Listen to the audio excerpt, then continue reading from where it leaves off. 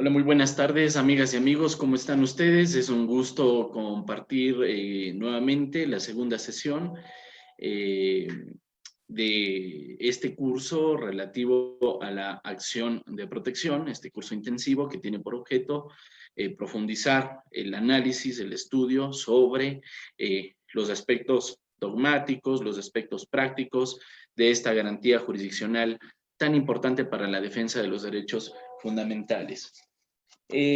Haciendo una breve síntesis de los temas abordados ayer, decíamos que, o más bien hacíamos una suerte de visión panorámica del derecho procesal constitucional en general y con cierto énfasis en el derecho procesal constitucional del Ecuador, toda vez que es dentro del Ecuador que se desarrolla esta garantía llamada acción de protección, que, como también lo supimos indicar, en otros países es conocida también como acción de tutela o acción de amparo, dependiendo el contexto en el que se encuentre, y fundamentalmente es, decíamos, la garantía que por excelencia es utilizada por los juristas para que se pretenda la tutela de los derechos fundamentales. Entonces, en virtud del objeto de esta garantía, diríamos, es la garantía estrella en el ámbito de las garantías que ofrece la Constitución para proteger los derechos de las personas. Entre otras cosas, decíamos que según juristas como Diego Valadez, justamente gracias al derecho procesal constitucional ha sido posible que la Constitución pueda ser una norma con carácter práctico, que pueda tener fuerza normativa la Constitución, ha sido gracias a la acción del derecho procesal constitucional. Luego hacíamos un recuento sobre quiénes fueron los precursores, los fundadores, las distintas etapas históricas que ha atravesado el derecho procesal constitucional, considerando que en ese desarrollo histórico intervienen juristas de la talla de Kelsen como precursor, posteriormente de Niceto Alcalá Zamora y Castillo como fundador o descubridor nominal de esta disciplina, que posteriormente adquiere su desarrollo científico o se profundiza en su estudio a partir de las aportaciones de Eduardo J. Couture, de Piero Calamandrei, de Mauro Capelletti, y que posteriormente son sistematizados, integrados, gracias a los estudios que sobre esta temática realiza el doctor Héctor Fix Zamudio. Pero decíamos también que posteriormente los juristas, gracias a estas aportaciones de los académicos que hemos mencionado, de estos juristas, posteriormente adquiere un desarrollo vasto, ya sobre todo a nivel de América Latina, en donde se conoce esta disciplina como derecho procesal constitucional, y es así que en nuestros días, pues, los grandes juristas que desarrollan los estudios en esta materia, fundamentalmente viene siendo Eduardo Ferrer MacGregor, Domingo García Belaunde, Néstor Pedro Sagüez, y también destacan Osvaldo Gossaini, destaca Eduardo Belandia Canosa, César Landa, en fin, algunos juristas. Quisiera agregar también en esta lista, por supuesto, juristas bolivianos muy importantes, como lo son José Antonio Rivera Santibáñez, nuestro amigo y colega también del equipo de Latin Juris, el doctor Alan Vargas, que por cierto ha publicado 2 tomos sobre justicia constitucional en Bolivia. Esta obra la lanzó el año anterior, tras 20 años de la justicia constitucional boliviana. Entonces parece que es una persona que promete ser uno de los grandes procesalistas o de los grandes maestros que influyan en el derecho procesal constitucional, tal como lo fue su colega también boliviano Pablo Dermisaki. En fin, esto decíamos respecto de quienes influyeron en el desarrollo del derecho procesal constitucional, con la finalidad de establecer una suerte de panorámica que nos condujo sobre todo a identificar que el derecho procesal constitucional se divide en cuatro partes, o el contenido del derecho procesal constitucional tiene cuatro elementos, según lo señala Eduardo Ferrer MacGregor, que son el derecho procesal constitucional de la libertad, el orgánico, el local y el supranacional. Luego hacíamos también un recuento sobre cuál es, decíamos fundamentalmente que es importante que en cada uno de nuestros estados tengamos presente cuál es el modelo de control de constitucionalidad existente, con la finalidad de que a partir de eso, pues entonces podamos utilizar adecuadamente las garantías constitucionales, de tal forma que no exista una confusión en el uso de las mismas. Y decíamos que en el caso, digamos, en general, América Latina tiene influencia principalmente de las tradiciones norteamericana, pero también europea, a partir del control difuso y el control concentrado, perdón, de constitucionalidad, pero también confluyen en estas formas de control el control abstracto y el control concreto de constitucionalidad. Como control difuso, decíamos, todos los jueces tienen la posibilidad de aplicar de manera directa la Constitución, aun cuando se encuentren con normas que puedan ser contrarias a la misma, es decir, tienen la posibilidad de inaplicar esas normas contrarias a la Constitución con la finalidad de que puedan, en los casos específicos, darle prioridad al texto constitucional. Decía también, en el caso, en cambio, de del control concentrado, en cambio, no pueden todos los jueces declarar o inaplicar una norma por inconstitucional, sino esta facultad les corresponde exclusivamente a los jueces del máximo órgano de justicia constitucional, llámese Corte Constitucional o Tribunal Constitucional o Sala Especializada dentro de diversas cortes, ¿verdad? De cortes de orden pues, nacional o con carácter supremo.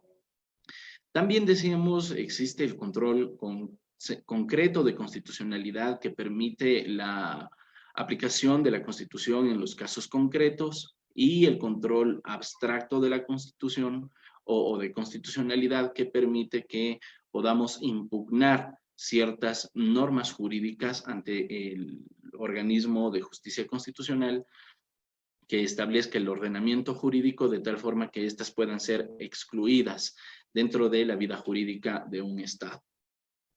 Y como consecuencia de eso, también entonces dábamos un recuento de cuáles son las principales competencias que tiene la Corte Constitucional, con la finalidad de distinguir ese ejercicio de competencias frente a las acciones jurisdiccionales, las garantías jurisdiccionales, que son o que pueden ser de conocimiento por parte de cualquier juez.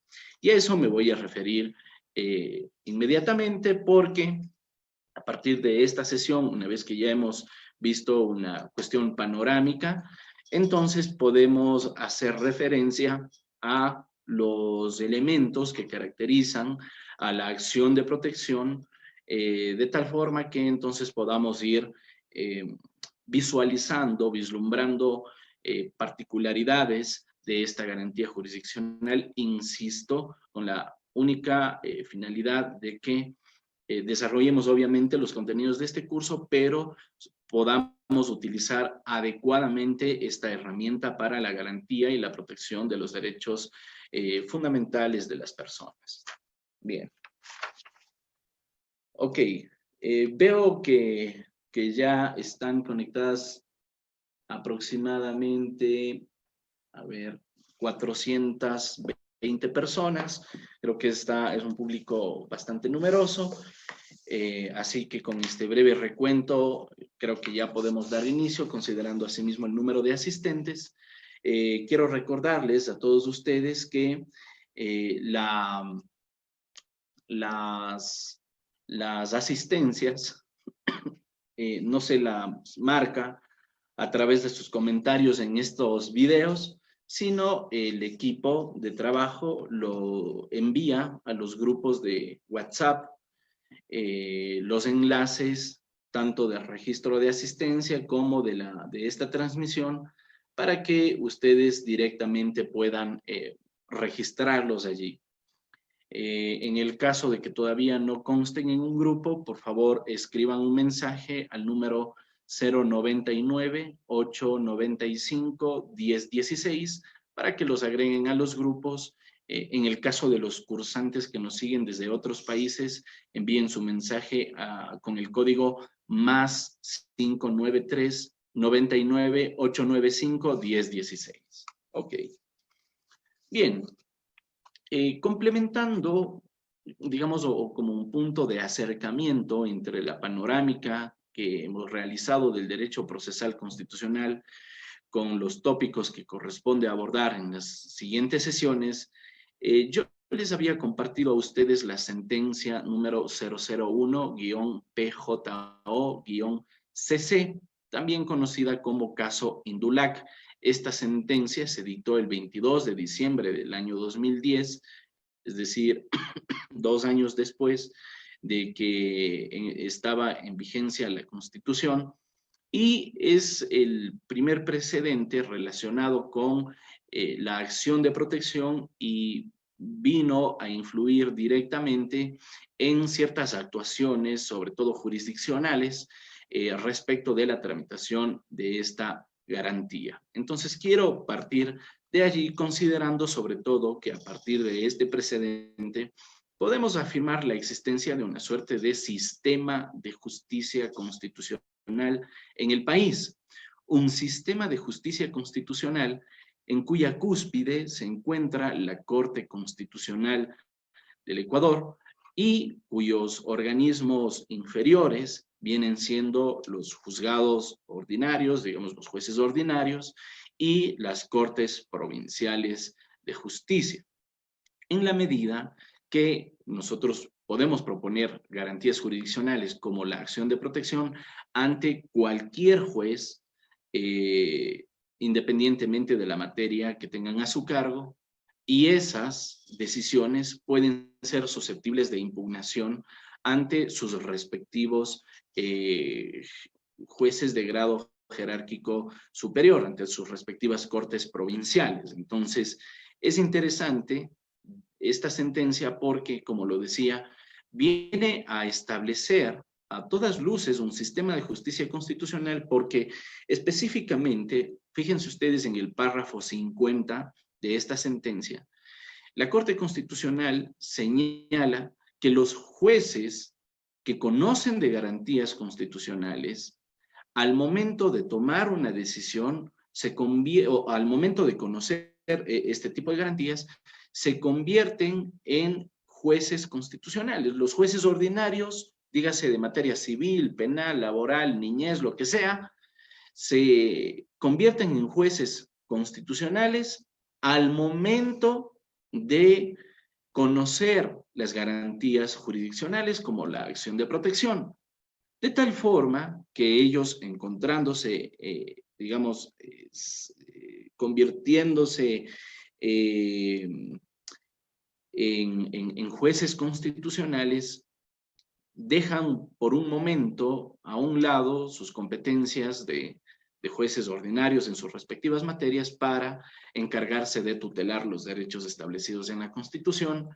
Y si es que esto es así y la Corte Constitucional es el máximo organismo de administración, justicia e interpretación constitucional, estos jueces, dentro de este sistema de garantías, se encuentran sujetos a las decisiones de la Corte Constitucional, se encuentran sujetos a la revisión de sus actuaciones por parte de este organismo y por lo tanto la Corte Constitucional también podría sancionar a estos jueces en el caso que puedan afectar los derechos y las garantías sustancialmente en aquellos casos en donde no se posibilite el cumplimiento de los derechos constitucionales o la ejecución de las sentencias en el ámbito de la administración de justicia constitucional. Entonces, eso, claro, nos da la idea de que por una parte tenemos un sistema de justicia constitucional integrado por jueces ordinarios de primera instancia, cortes provinciales en segunda instancia y su máximo organismo, que es la Corte Constitucional, cuando se traten de garantías constitucionales. Y por otra parte estaría el sistema ordinario de administración de justicia, entendiendo la palabra ordinario por las diferentes materias que componen este sistema, ¿no? Materia civil, laboral, penal, etcétera. Pero vale decir allí, complementando estas ideas, que cuando el artículo 1 de la Constitución de la República establece que el Ecuador es un Estado constitucional de derechos y justicia, necesariamente lo que hace es promover una suerte de constitucionalismo activo en todos los ámbitos de la administración de justicia. ¿Qué quiero decir con esto? Quiero decir que la Constitución no debe de tener aplicabilidad exclusivamente en el sistema de justicia constitucional, sino también debe tener aplicación en el sistema de justicia ordinaria. De tal manera que, ciertamente, en el sistema de justicia constitucional existe más énfasis, digamos, se vive con mayor intensidad el constitucionalismo, pero eso no significa que la Constitución deje de ser aplicable o deje de influir en el resto de procedimientos que corresponden a la administración de justicia ordinaria. De tal manera, entonces, que los jueces, digamos, de la niñez, en el ámbito de sus decisiones, por supuesto, deben de tener en cuenta los principios constitucionales que protegen a la niñez. Deben de tener en cuenta, asimismo, la jurisprudencia que emana de la Corte Constitucional con la finalidad de que puedan, a partir de estas decisiones, también resolver los casos que les llega a su conocimiento. Entonces, mi intención con esto justamente es dejar ver que son sistemas que pueden resultar complementarios, que no son excluyentes entre sí, pero sobre todo que tienden a establecer que la Constitución en realidad tiene fuerza normativa y tiene influencia por esta misma razón en cualquier procedimiento que esté bajo conocimiento y resolución de los jueces. Y esto lo digo porque se ha visto que en determinados casos los jueces de la Corte Constitucional han solicitado la destitución o han dispuesto la destitución en casos de incumplimiento de sentencias, o han solicitado al Consejo de la Judicatura iniciar procesos disciplinarios en contra de jueces que incurren en vulneraciones del debido proceso que afectan a derechos constitucionales, ¿verdad? En el ámbito, diríamos entonces, de la destitución por incumplimiento de sentencias que realiza la Corte Constitucional, se deriva de este sistema de justicia constitucional que tiene en la cúspide a la Corte Constitucional.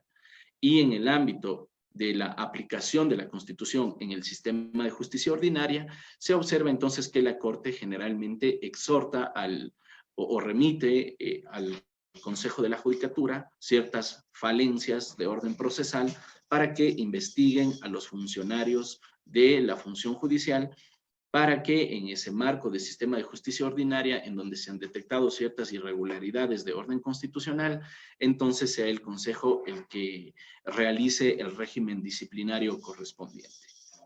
Entonces, de allí, pues, se explica un poco esta convivencia entre estos dos sistemas, y esto es justamente a partir sustancialmente del párrafo 50 de la sentencia número 001-PJO-CC.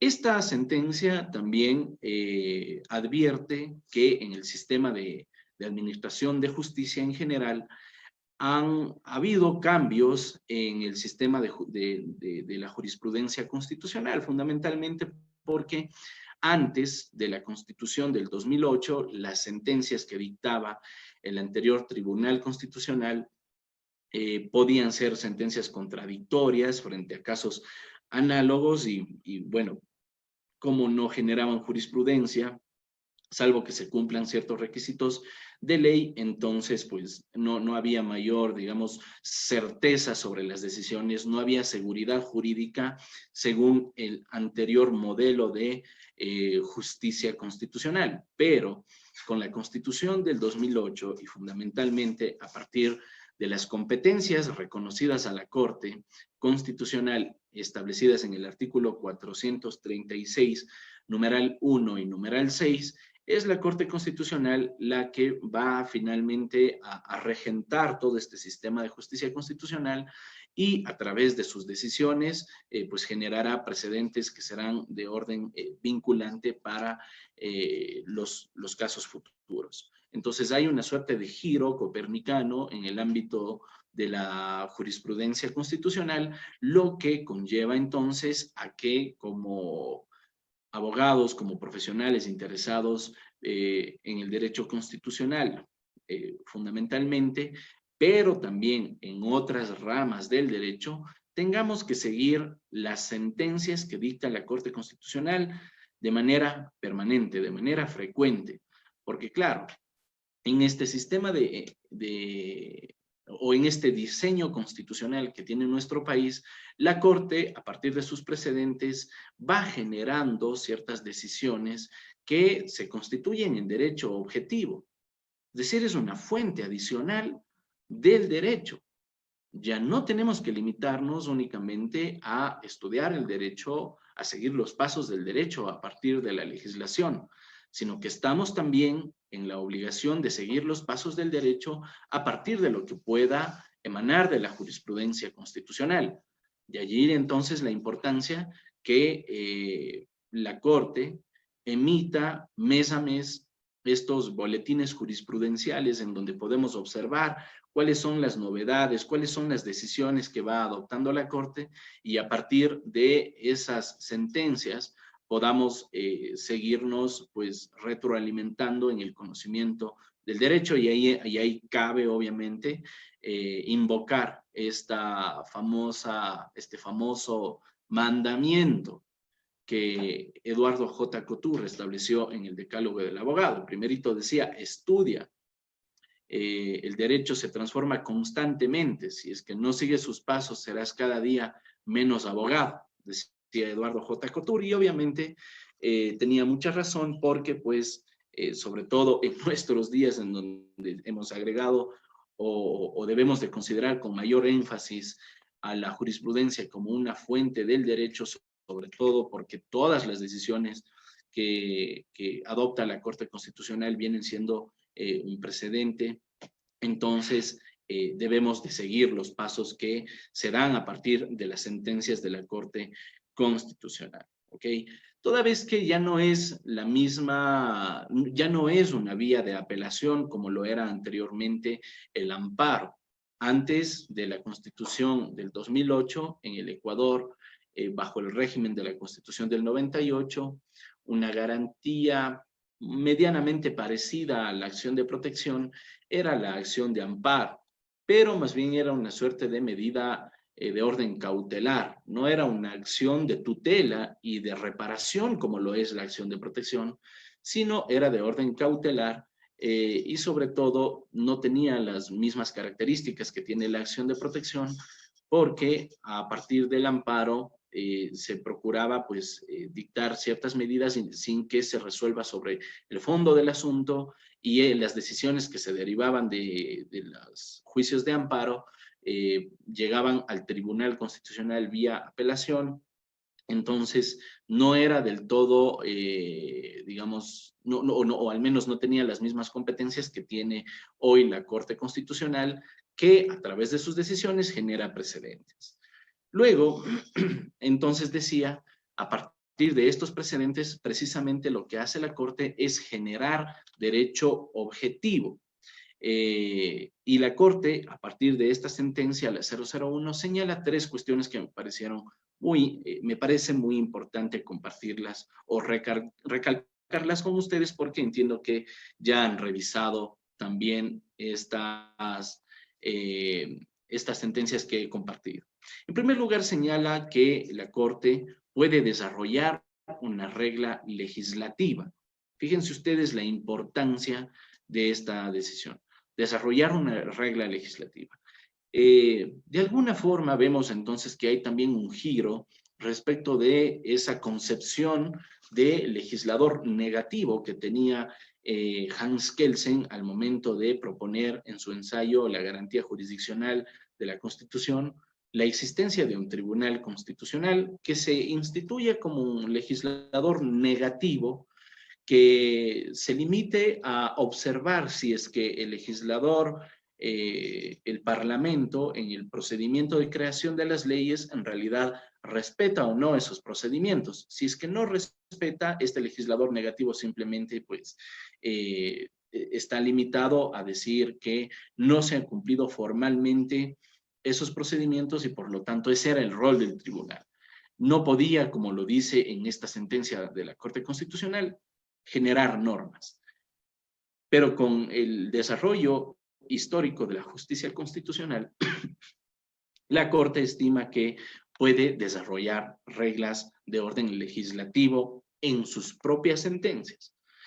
También dice que a partir de su jurisprudencia puede interpretar la norma frente a ambigüedades, insuficiencias o antinomias. Yo creo que esto luego, con el transcurso del tiempo, aun cuando no fue del todo desechado por la Corte, o al menos no fue expresamente desechado, sí generó sí ha sido una cuestión susceptible de cambios. De cambios en la medida de que, en la medida de que los procesos que llegan al conocimiento de la Corte Constitucional, que tienen por objeto la interpretación de normas jurídicas infraconstitucionales, o que puedan tener lagunas, o que puedan tener antinomias de orden, ojo, infraconstitucional, la Corte simplemente ha dicho, vean, esto no es de nuestra competencia y por lo tanto tiene que remitirse o tiene que sujetarse, este caso, a la decisión de la justicia ordinaria. Pero entonces deberíamos matizar de que esta interpretación de la norma frente a ambigüedades, insuficiencias o antinomias, desde luego se refiere a la Constitución. Solamente la Corte puede interpretar la norma con un carácter obligatorio frente al resto de autoridades del poder público. Y también dice que puede, ante una laguna, regular un escenario sin acudir al órgano legislativo, y esto tiene que ver básicamente con desarrollar una regla legislativa, como lo habíamos mencionado anteriormente. Es decir, puede decir la Corte que para este caso específico, y por supuesto, dados los vacíos normativos, señalar que estas circunstancias se podrán solucionar a futuro a partir de estas reglas. Entonces, tiene un poder sumamente amplio, como vemos la Corte Constitucional, precisamente dado el modelo del Estado constitucional de derechos. Otra cuestión importante, esto lo retomaremos en las próximas clases, pero como una cuestión de paso, en esta sentencia se destaca que la apelación de las sentencias derivadas de una acción de protección, cuando esto sucede, cuando alguien apela una sentencia de una acción de protección, no les corresponde a los jueces que dictaron esa sentencia calificar el recurso de apelación. Es decir, el juez que dictó una sentencia que ha sido apelada simplemente tiene que tomar el proceso y remitirlo al superior, nada más. Si es que un juez decide que la apelación quizás no está fundamentada o alguna cuestión parecida y por lo tanto no procede la apelación, simplemente está inobservando este precedente y por lo tanto estaría incurriendo de alguna forma en un error judicial porque se alejaría, como lo decía hace un momento, del mismísimo derecho objetivo, ¿verdad? derecho objetivo que ha sido generado a partir de los precedentes como el que lo estamos estudiando en este momento. Esto sucede fundamentalmente porque en el caso que se analiza a partir de esta sentencia, un juez provincial, un juez de instancia, un juez de primera instancia, había señalado que no se fundamentó adecuadamente al recurso de apelación y por lo tanto lo desestimaba. La Corte puso un alto a eso y dijo, no señores, ustedes simplemente tienen que limitarse a tomar el proceso y remitir al órgano superior, porque es competencia del juez de segunda instancia pronunciarse sobre el fondo del asunto en virtud precisamente del derecho al doble conforme, y allí la Corte hace algunas argumentaciones relacionadas principalmente con la informalidad en los procesos constitucionales. Ok. Algo que me llama la atención justamente en este aspecto es que la Corte dice que a partir del principio iura novit curia, el juez tiene que suplir las deficiencias en las pretensiones. Tiene que suplir las deficiencias en las pretensiones, cuestión que llama, como digo, la atención porque el principio iura novit curia no está enfocado sobre todo a que el juez supla ciertas omisiones de carácter procesal de la autoridad, de la parte accionante, sino que el juez supla las omisiones sustantivas de la acción. Es decir, si yo presento una acción de protección y digo que se vulneró el derecho a la defensa simplemente en un procedimiento, es posible que el juez, a partir del principio iura novit curia, observe que también hubo una vulneración, por ejemplo, a la motivación, o que también hubo una vulneración a la presunción de inocencia, me imagino, o a la proporcionalidad, etc. El juez, a partir de los hechos, es que puede, en aplicación del principio iura novit curia, identificar cuáles son los derechos vulnerados, ¿verdad?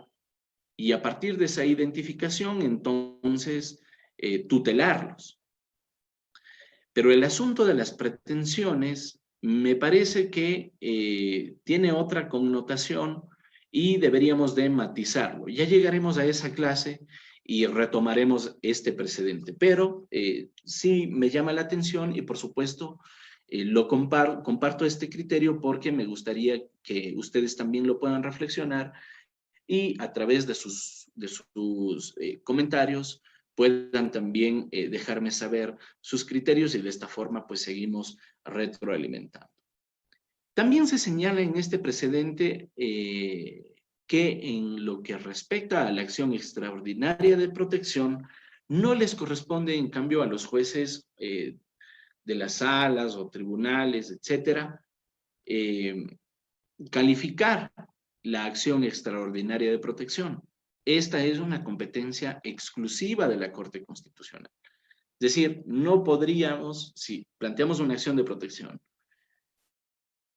cuya decisión no nos favorece y hemos apelado y en segunda instancia no favorecen nuestra petición, entonces, si proponemos una acción extraordinaria de protección, no le corresponde al juez de segunda instancia negarme la acción extraordinaria de protección o calificar la admisibilidad de esta acción, porque eso es competencia exclusiva de la Corte Constitucional y lo que tienen que hacer entonces estas autoridades simplemente es remitir el proceso a la Corte Constitucional para que ellos vean si admiten o no admiten el trámite.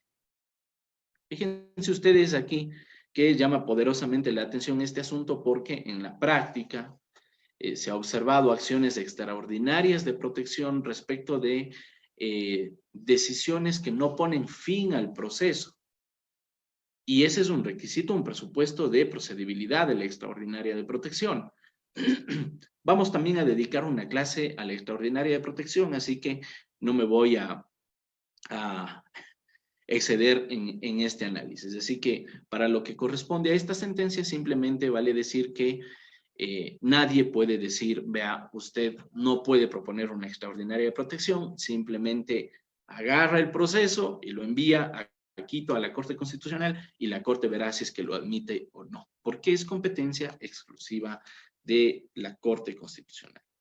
Ahora, en este caso también se resuelve una situación y es fundamentalmente lo relacionado con qué hacer en aquellos casos en donde se obtienen sentencias derivadas de un proceso de acción de protección que puedan ser decisiones contradictorias y que por lo tanto imposibiliten su ejecución.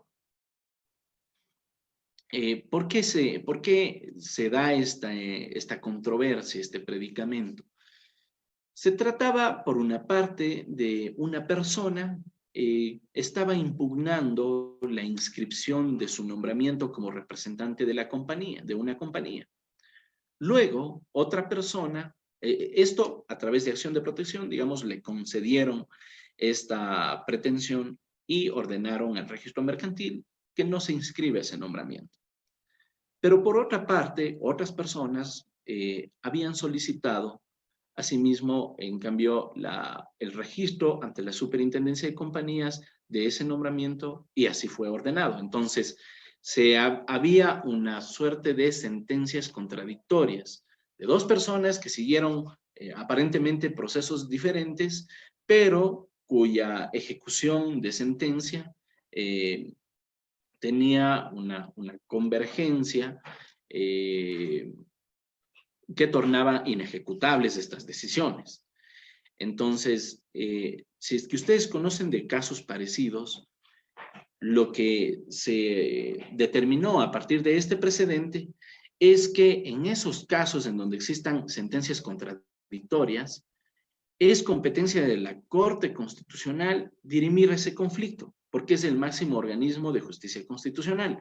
¿A partir de qué? A partir de la competencia establecida en el artículo 436, numeral 9 de la Constitución, que se refiere a las acciones de incumplimiento de sentencias. De tal manera, entonces, que sea la Corte la que tenga la última palabra sobre cuál es la sentencia que debe de ejecutarse. ¿Ok? Si es que ustedes llegaran a tener un caso de ese tipo, pues entonces deberán tener presente esta sentencia a la que se ha referido la Corte Constitucional. Ahora bien, en la sesión de ayer vi que, o sea, se me pasaron por alto algunos comentarios, así que abordaré algunos tópicos, me detengo en algunas preguntas y continuamos, ¿ok? Ahora mismo voy a revisar algunas de sus preguntas, principalmente en los primeros veo saludos. Minor Norberto Sagastume dice, es decir, entonces, de sentencias en contra de algún derecho vulnerado en donde no hay protección para el que presenta el amparo. Vean, la acción de protección, según lo regula el artículo 88 de la Constitución, tiene por objeto el amparo directo y eficaz de los derechos constitucionales. Cuando se hayan vulnerado por acción u omisión de una autoridad pública no judicial.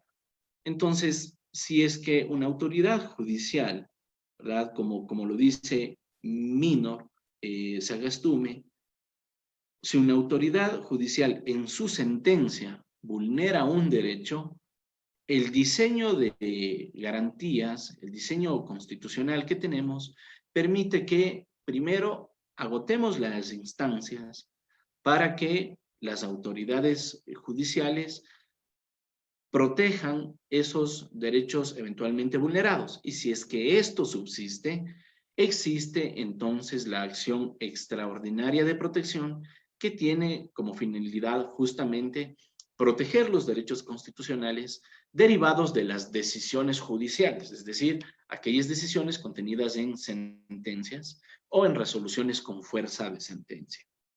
Bien. Ok.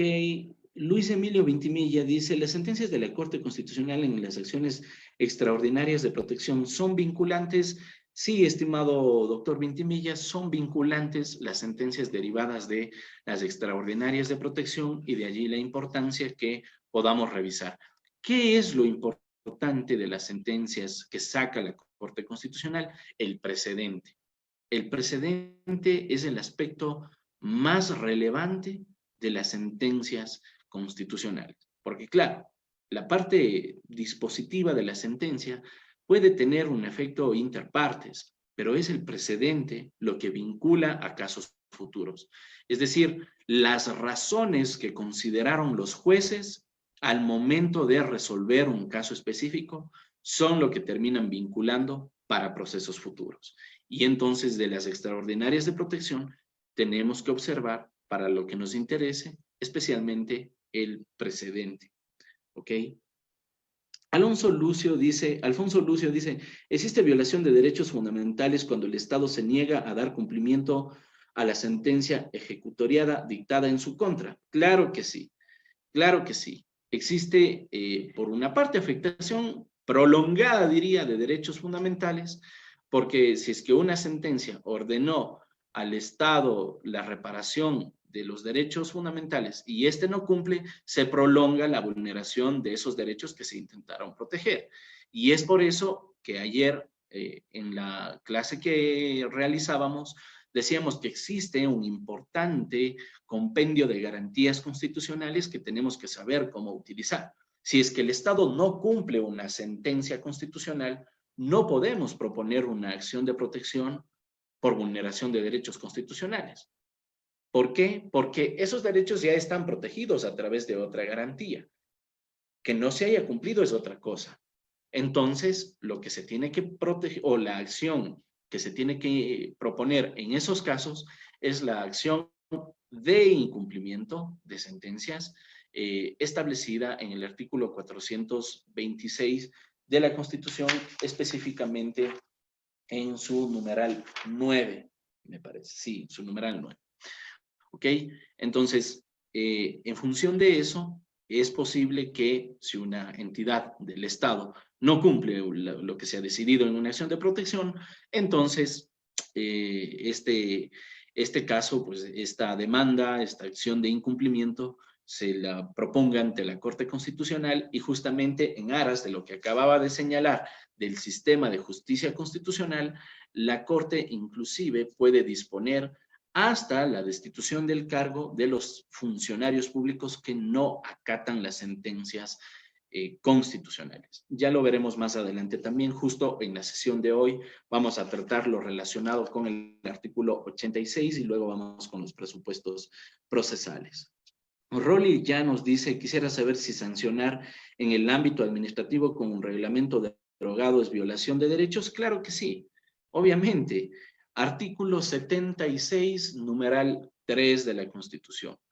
Nadie puede ser sancionado, juzgado ni sancionado por un hecho que al momento de cometerse no esté previamente establecido en la ley, tipificado en la ley como infracción administrativa, penal o de otra naturaleza. Si es que hablamos de una norma derogada, entonces no está en la ley esa infracción y por lo tanto no me podrían sancionar. Si es que eso sucede, obviamente hay una violación concretamente de este derecho de protección, ¿verdad? Que está consagrado en el artículo 76, numeral 3 de la Constitución, que básicamente con el principio de legalidad y a su vez, obviamente, del derecho a la seguridad jurídica. Antonio Pachacama dice, ¿qué tiempo tiene la entidad pública accionada para cumplir la sentencia de acción de protección que declara la vulneración de las garantías constitucionales? Las sentencias son de inmediato cumplimiento. Las entidades públicas no pueden argumentar o mejor dicho, no se me ocurre ninguna forma como las instituciones públicas puedan argumentar el incumplimiento. Tienen que cumplir inmediatamente. Generalmente sucede que en aquellos casos en donde se ordena, por ejemplo, la restitución al cargo de una autoridad que que pudo haber sido desvinculada de manera arbitraria, ilegal, etcétera, como ya no existe la partida presupuestaria, la entidad pública diga, vea, yo no puedo cumplir. Y eso no funciona así, porque justamente el ordenamiento jurídico, específicamente en estos casos, el Código Orgánico de Planificación y Finanzas Públicas, señala que los pagos, las indemnizaciones y más que ordene una autoridad judicial, tienen que consignarse inmediatamente por parte de las autoridades públicas, de la institución pública. Es una excepcionalidad al requisito de partida presupuestaria para que se paguen dineros que no se encuentren planificados por parte del Estado. Y algo parecido entonces sucede también con los cargos. Inmediatamente el Estado tiene que gestionar ante el Ministerio del Trabajo y ante el Ministerio de Finanzas la creación de ese puesto para los cargos en donde se ordena la restitución de los servidores públicos que eventualmente pudieron haber sido afectados en sus derechos y que por consecuencia de una sentencia se ordena pues que se reintegren a los mismos. Bien, Nelly Tatiana Quijano dice, doctor, en estado de excepción, gracias, en estado de excepción se pueden dar despidos masivos y si es así, el trabajador puede seguir una acción de protección. Estimada Nelly, en los estados de excepción debemos de tener en cuenta que, como su nombre mismo lo dice, son situaciones excepcionales y de hecho es una figura prevista por la Constitución con el ánimo de reconocer que en la vida real pueden suceder eventualidades que conlleven que el Estado incurra en determinadas actuaciones excepcionales igualmente. Pero esas actuaciones excepcionales están previstas por la ley y por la misma Constitución. El artículo 165 de la Constitución fundamentalmente se refiere a cuáles son las causas o cuáles son los derechos que se pueden restringir en el marco de un estado de excepción.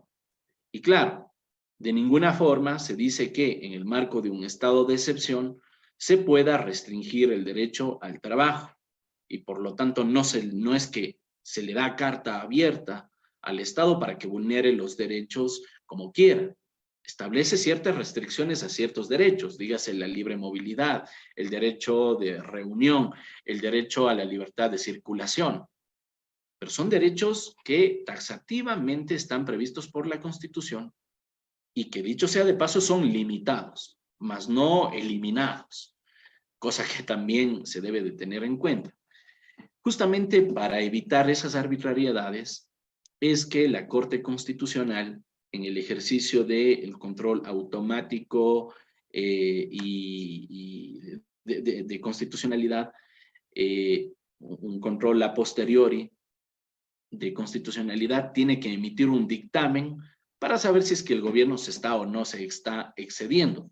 Obviamente ese dictamen va a ser únicamente respecto del contenido del decreto ejecutivo que declara el estado de excepción. Entonces, claro, la Corte, eso quiere decir que las autoridades públicas, concretamente el presidente de la República, que es el único que puede dictar el estado de excepción, va a remitir algo que potencialmente sea constitucional y la Corte va a declarar la constitucionalidad en ese dictamen, lo que no quiere decir que le dé carta abierta para que se vulneren otros derechos, porque esas vulneraciones se dan a través de otro tipo de actos y entonces justamente cuando eso sucede es necesario observar cuáles son las garantías que corresponden para la tutela de cada uno de esos derechos. Entonces, cuando usted me dice, Nelly, que si hay despidos masivos, por ejemplo, si es que eso viene del Estado respecto de los trabajadores, habrá que observar si es que responde o no a una supresión de partidas. Si es que es una supresión de partidas, se observan o no los parámetros que están establecidos en la normativa para saber, para llegar a determinar si es que hay la justificación, la motivación suficiente por parte del Estado para prescindir de esos cargos. Porque la supresión de partidas es una forma legal de terminación de la relación laboral o de cesación de funciones, de acuerdo con lo que señala el artículo 47 de la LOCEP. Entre otras causas, se prevé la supresión de partidas. Pero si, como usted dice, hay despidos masivos, es decir, el Estado simplemente llega y dice, váyanse de aquí, ¿verdad? Entonces, podría haber una vulneración de derechos constitucionales. Habría obviamente que atender a la realidad de cada una de las... El cargador, por ejemplo. Habría que atender a la realidad de cada una de las personas que son desvinculadas. Porque, por ejemplo, si es que se desvincula masivamente a personas que tienen nombramiento, pues a todas luces habría vulneración de derechos porque ellos solamente pueden salir de sus cargos a través de ciertas figuras como la supresión de partidas, la compra de renuncias obligatorias con indemnización, la jubilación, etc.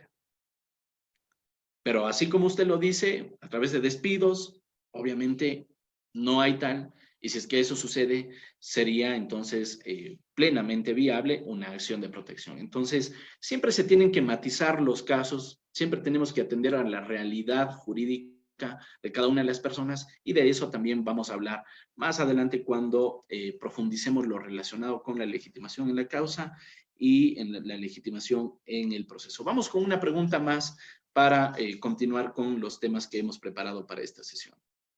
Ok. Juliancito Zapata dice, doctor, en una conferencia de ayer de usted manifestó que no procede en despidos intempestivos. ¿Qué pasa si despiden a una mujer embarazada o en etapa de lactancia? La Corte Constitucional ha señalado que el periodo de lactancia y el estado de gestación son condiciones que se tienen que proteger para este grupo de personas por considerarse personas de atención prioritaria, de acuerdo con lo que señala la propia Constitución. De hecho, la Corte Constitucional señaló en una sentencia que estas personas no pueden ser cesadas de sus cargos, pues no se puede terminar la relación laboral con estas personas, aún inclusive si es que tienen un contrato ocasional. Ojo que el contrato ocasional, según la LOCEP, no genera estabilidad. Y entonces, inclusive para las personas que tienen contrato ocasional y se encuentran embarazadas o en periodo de lactancia, entonces hay un ámbito de protección amplio por ser personas de atención prioritaria. Y de esa forma la Corte reformó el artículo 58 de la LOCEP y el artículo 143, me parece que es de su reglamento, señalando que en los casos de las mujeres embarazadas en periodo de lactancia, tiene que protegerse su estabilidad laboral hasta que culminen el ejercicio fiscal en el que desarrollaron su periodo de lactancia. Es decir, hasta el 31 de diciembre del año en el que terminó el periodo de lactancia. ¿Ok? Ese es el ámbito de protección amplio que estableció la Corte Constitucional para las personas con contratos ocasionales. Para las personas con nombramiento ni se diga, ¿no? Ahí ya pues no hay discusión. Si es que les sacaran del trabajo en el contexto que referimos anteriormente, pues sería totalmente arbitrario y no podrían. Inclusive, han existido algunas sentencias en donde se protege a mujeres en estado de gestación o en periodo de lactancia que tienen cargos de libre nombramiento y remoción. Fíjense ustedes. Entonces, lo que se protege, en estricto sentido, no es la legalidad en la que pueda encontrarse la funcionaria, sino lo que se protege es la condición de gestación en la que se encuentra. Otra cosa, y esto es discutible todavía, es el hecho de aquellos cargos que se encuentran financiados con partidas destinadas a proyectos de inversión, porque en ese caso generalmente no hay relación laboral, son contratos de orden civil y por lo tanto no he conocido todavía ningún caso que resuelva este asunto, pero en principio diríamos no tienen un ámbito de protección porque la relación es civil. Si es que se permite eso, entonces querría decir que en general en los contratos civiles con una mujer embarazada, pues estamos atados de manos, ¿verdad? Entonces hay que ir matizando caso por caso las realidades. Bien, continuando entonces con la temática prevista para el día de hoy, les compartí a ustedes un artículo que escribí justamente con ocasión de una invitación que me realizaron para una entidad académica del Perú. Este artículo será publicado en los próximos días. Así que es por eso que ustedes no verán allí las referencias de la obra ni nada parecido, pero es muy importante para los tópicos que estamos analizando. Este artículo se llama Limitaciones del Estado para la interposición de garantías jurisdiccionales. En este ensayo, en este estudio que realizamos, abordamos justamente en un análisis de la sentencia número 282-13-JP, diagonal 2019, que salió, me parece, en el mes de septiembre del año anterior, en el que la Corte Constitucional le pone un alto al Estado para interponer acciones de protección. Y esto lo traigo a colación, toda vez que en esta sesión hemos decidido abordar lo relacionado con la legitimación, es decir, la legitimación activa, la legitimación procesal. Y de allí viene la legitimación activa, la legitimación pasiva, la legitimación en la causa, la legitimación en el proceso, dentro de cada una de ellas. Entonces, cuando hablamos de legitimación activa, nos referimos a quiénes son los que pueden proponer la garantía, quiénes pueden deducir una acción de protección. Cuando hablamos de legitimación pasiva, nos referimos en contra de quiénes se puede proponer una acción de protección. Entonces, en el ámbito de la legitimación activa, ¿quiénes pueden proponer? Necesariamente tenemos que observar dos cuestiones. Primero, la relacionada con la legitimación en la causa, y la segunda, la relacionada con la legitimación en el proceso.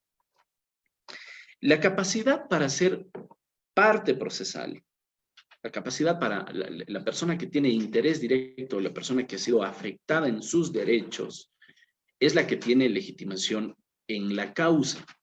Hablemos entonces de la persona afectada para utilizar los términos que tiene la Ley de Garantías Jurisdiccionales.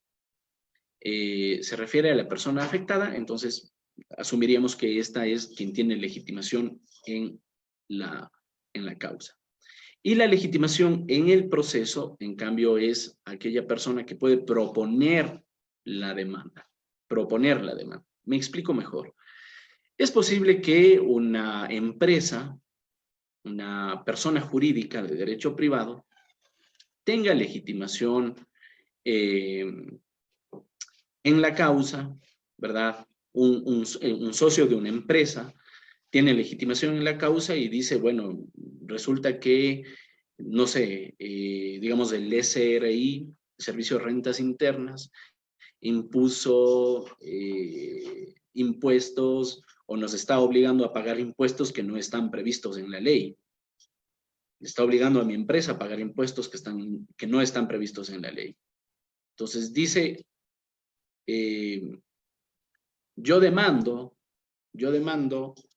al SRI por esta actuación inconstitucional, esta actuación abusiva.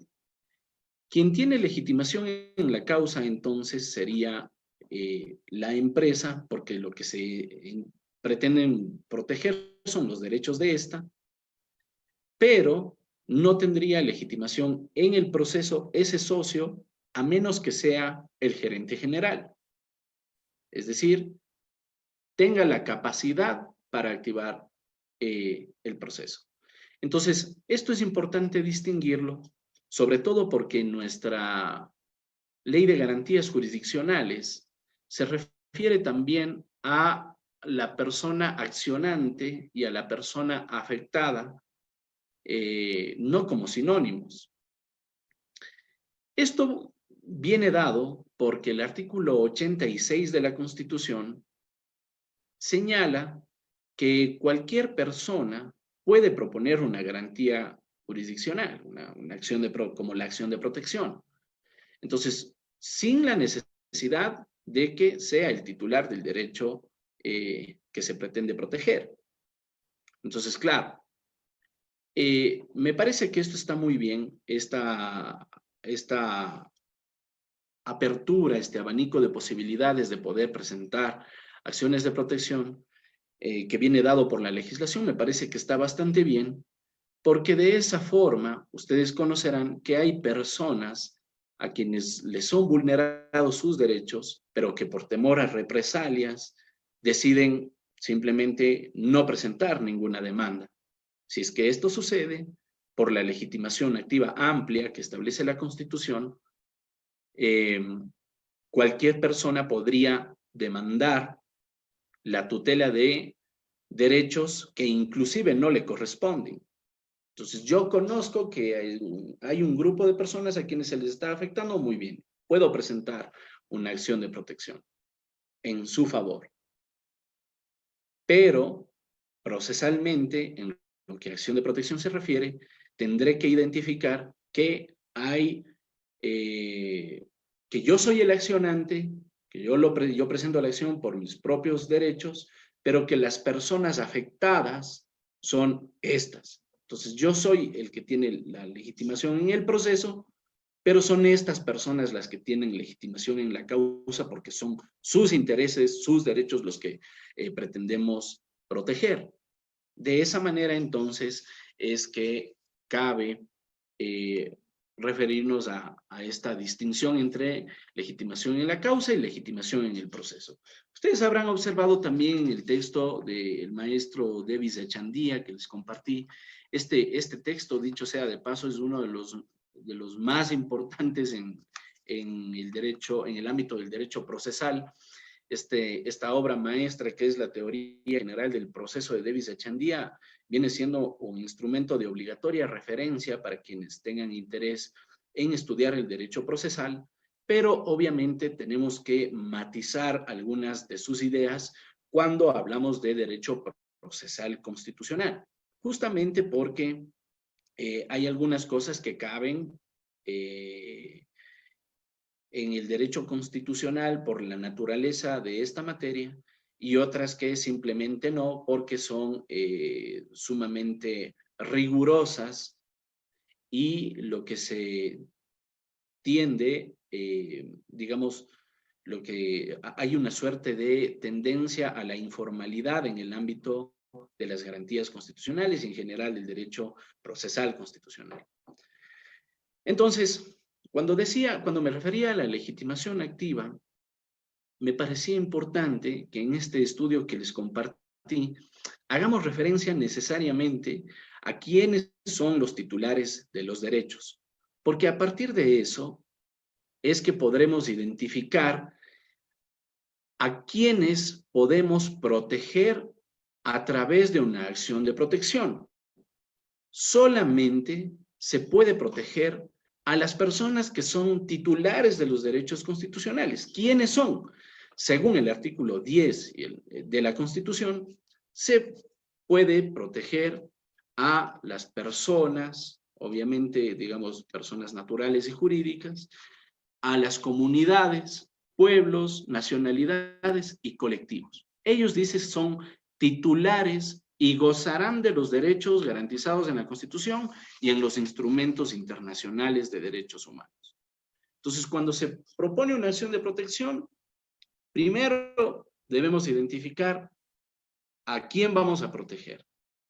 ¿Quiénes son los titulares de esos derechos? ¿Verdad? Es posible, obviamente, que el accionante, es decir, quien propone la demanda, también pueda ser el afectado. En ese caso, en la comparecencia, tendré que decirle al juez que comparezco en calidad de accionante y afectado dentro de la presente demanda. ¿Por qué? Porque la ley de garantías señala específicamente, me parece que es en el artículo 16 y luego en el 20, cuando se refiere a la audiencia y cuando se refiere a la sentencia, hace una suerte de precisión sobre quién es el accionante y quién es el afectado.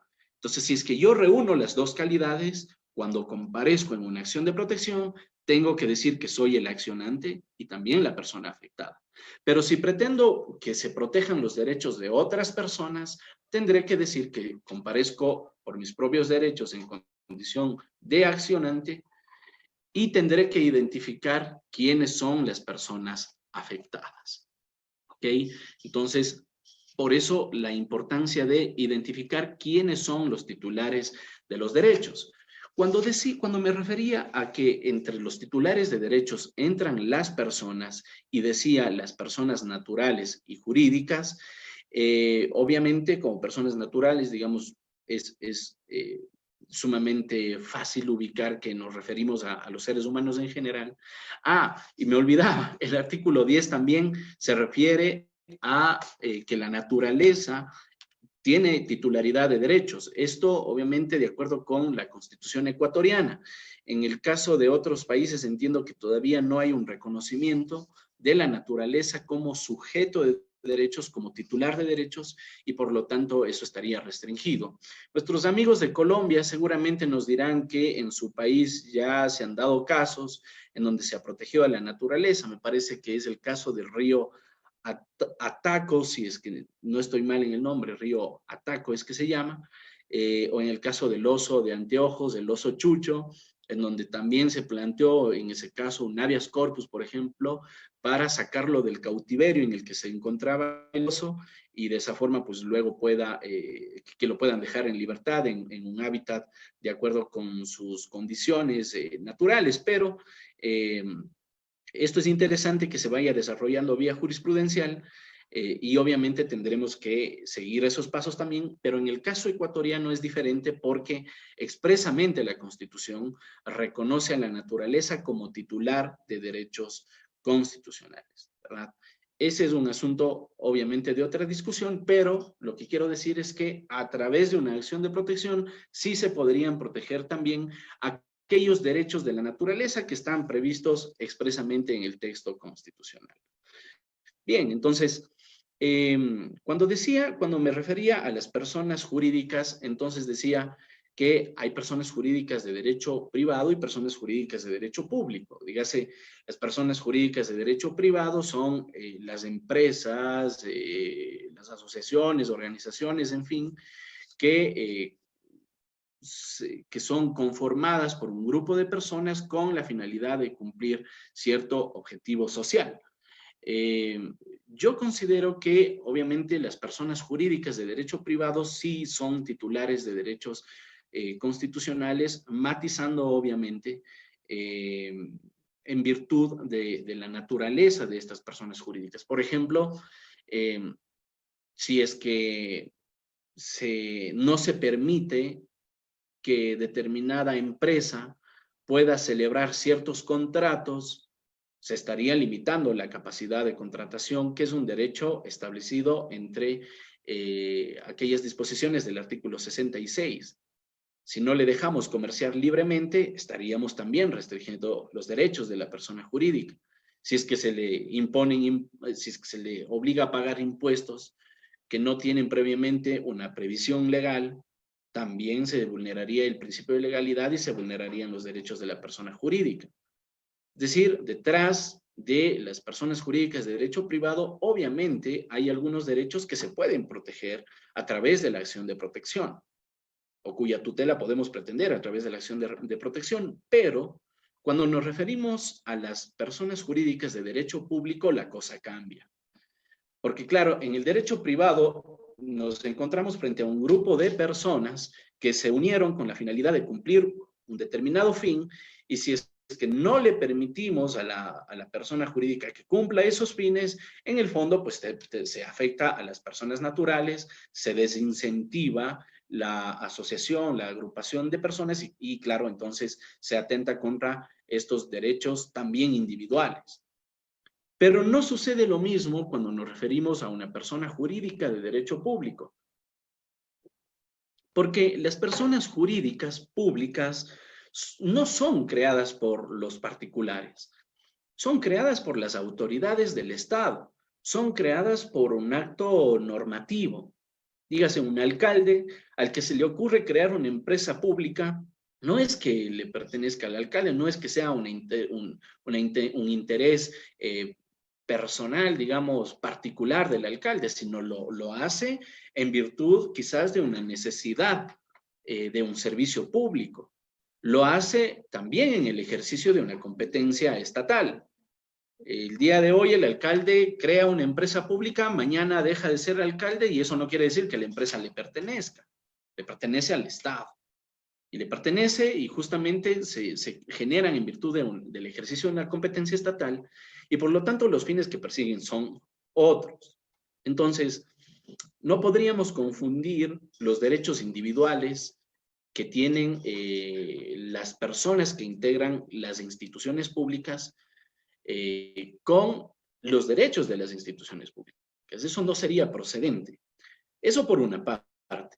Luego, de acuerdo con esta sentencia 282, guión 13, guión JP, diagonal 19, el fundamento principal que se utiliza en esta sentencia es que los derechos históricamente fueron creados con la finalidad de contrarrestar el poder del Estado.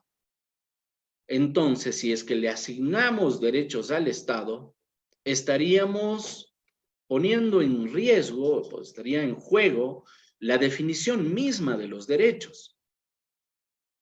Fíjense ustedes lo interesante de esta afirmación, porque claro, antes de, si tomamos como ejemplo las tradiciones jurídicas que inspiran nuestras legislaciones, es decir, la tradición jurídica romano-germánica o el constitucionalismo europeo continental, veremos, claro, que en esos lugares se dieron las revoluciones justamente en aras de que no exista una sola persona que concentre todo el poder. Y justamente se creen los derechos para que se eviten los abusos del poder. Entonces, ¿cómo le asignamos derechos al que tiene el poder? Sería darle más poder al poder. Entonces, es por eso que el Estado no es titular de derechos.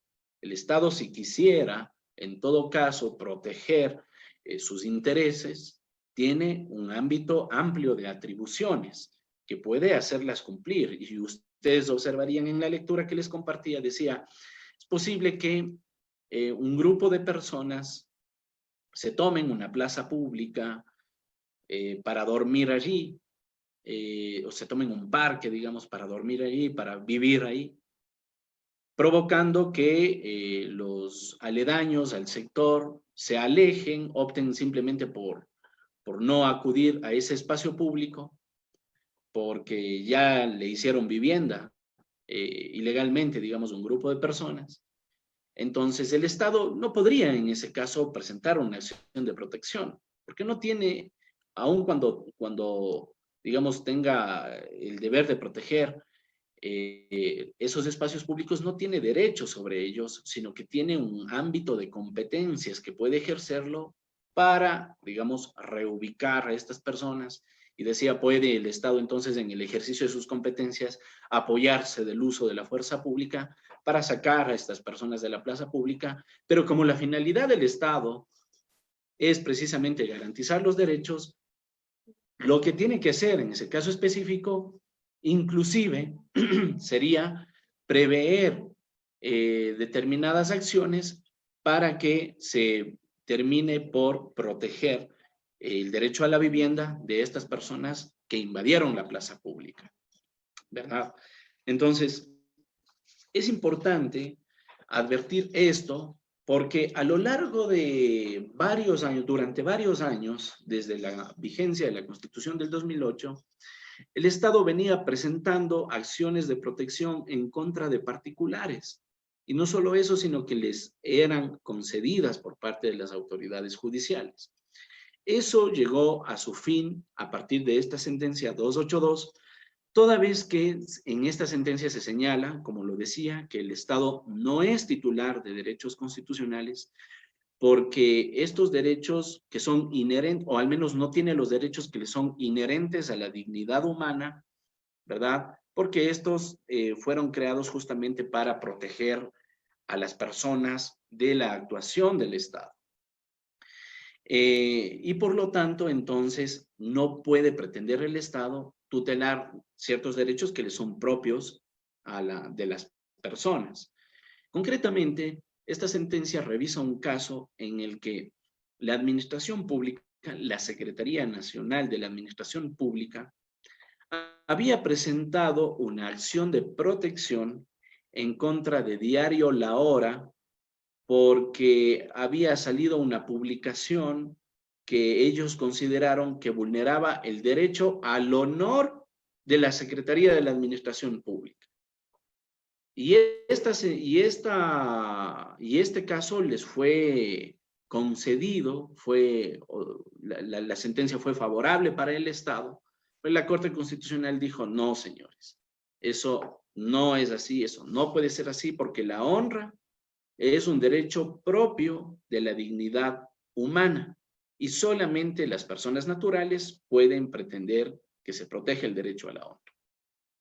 Sin embargo, la Corte dice que la interposición de acciones de protección por parte del Estado no es en sí mismo, digamos, no está el Estado del todo vedado de presentar acciones de protección. El Estado podría presentar acciones de protección siempre y cuando se respete el objeto de esta garantía jurisdiccional.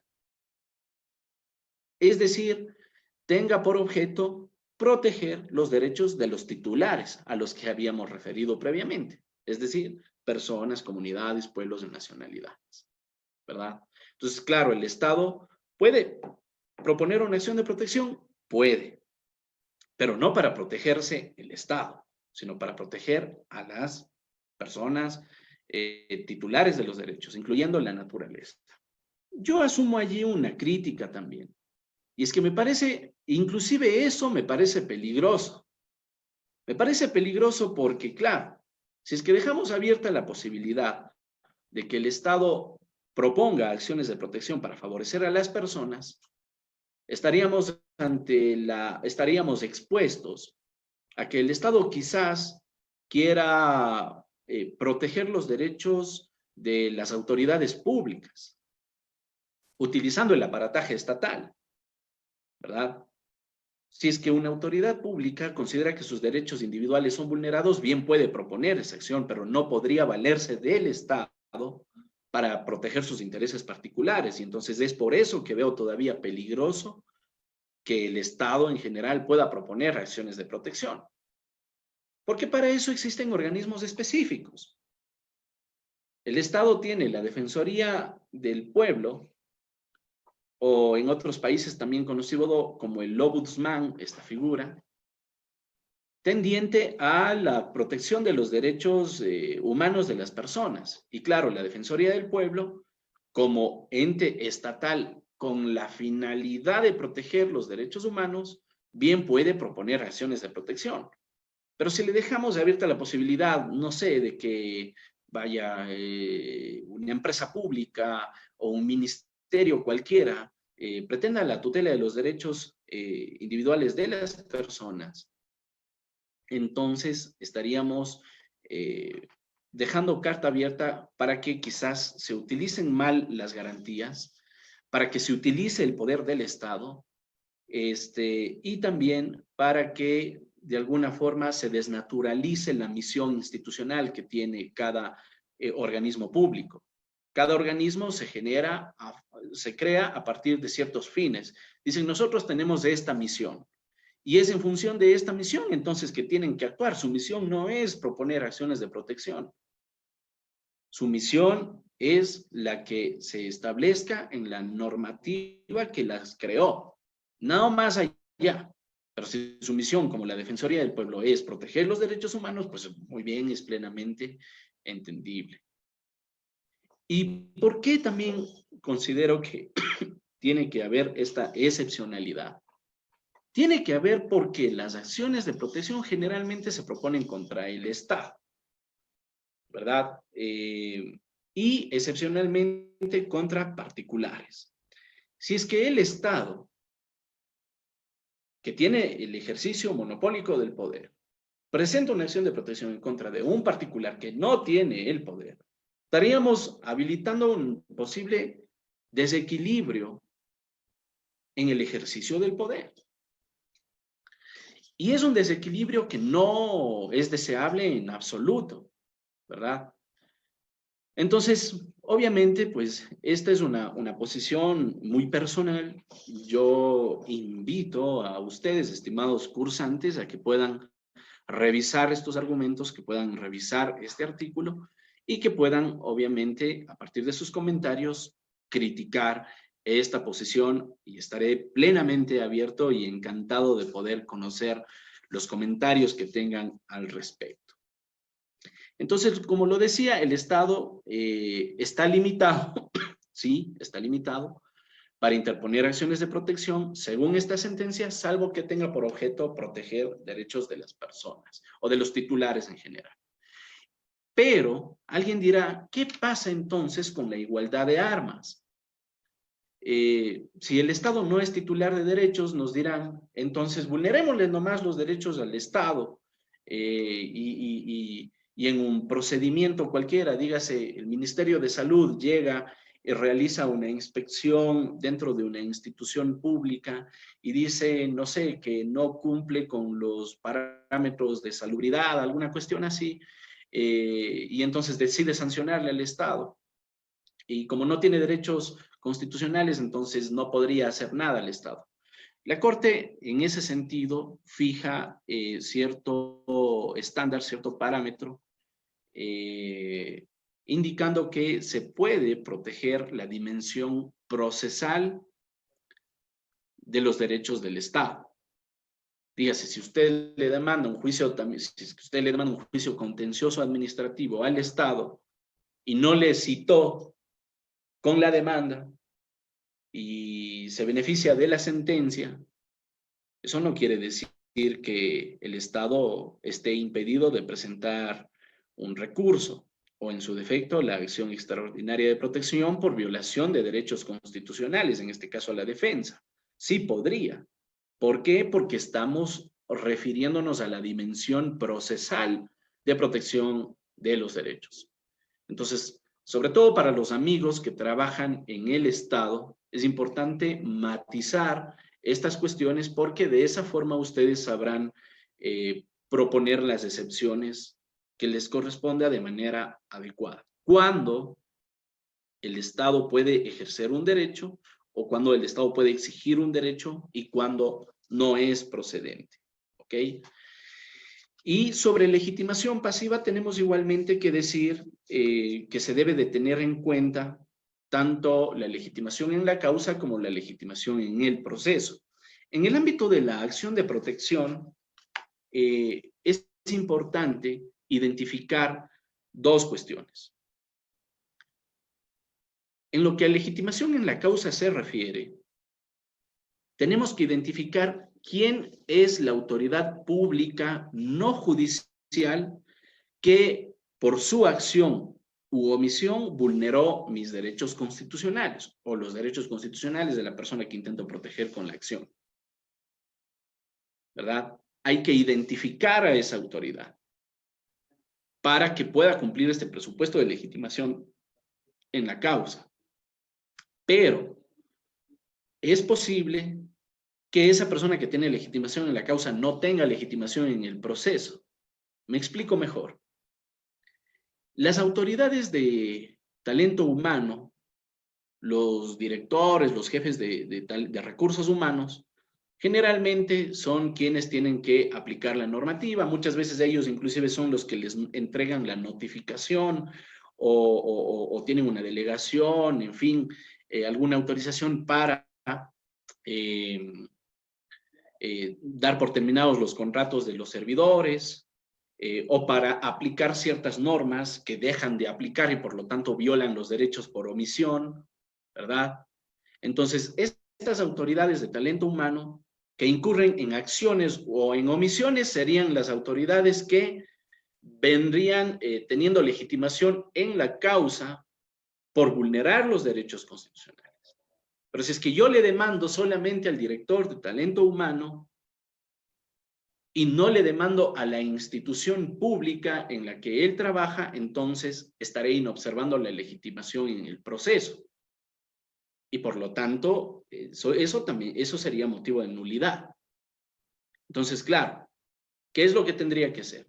Tendría que decir, en esta acción de protección, la autoridad pública no judicial que vulneró los derechos fue tales y tales, los nombres de tales y tales. Personas son las autoridades públicas que vulneraron los derechos constitucionales. ¿Verdad? ¿Propongo la demanda en contra de ellos? Sí, la propongo. Pero también, en aras de proteger procesalmente lo que nos interesa, de tener éxito procesal, tengo que demandarle al representante legal de esa institución.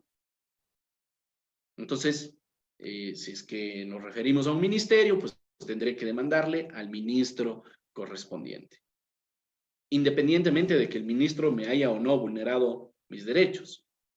¿Me explico? Entonces, esto es muy importante porque de esa forma la autoridad judicial sabrá a quién ordenar las medidas de reparación y sobre todo podrá identificar un ámbito de responsabilidad. Recuerden ustedes que el artículo 11, numeral 9 de la Constitución establece que todas las autoridades públicas son responsables por sus actuaciones. También lo establece el artículo 228, me parece, de la Constitución. Todos o 230, los servidores públicos tienen responsabilidad por sus actuaciones.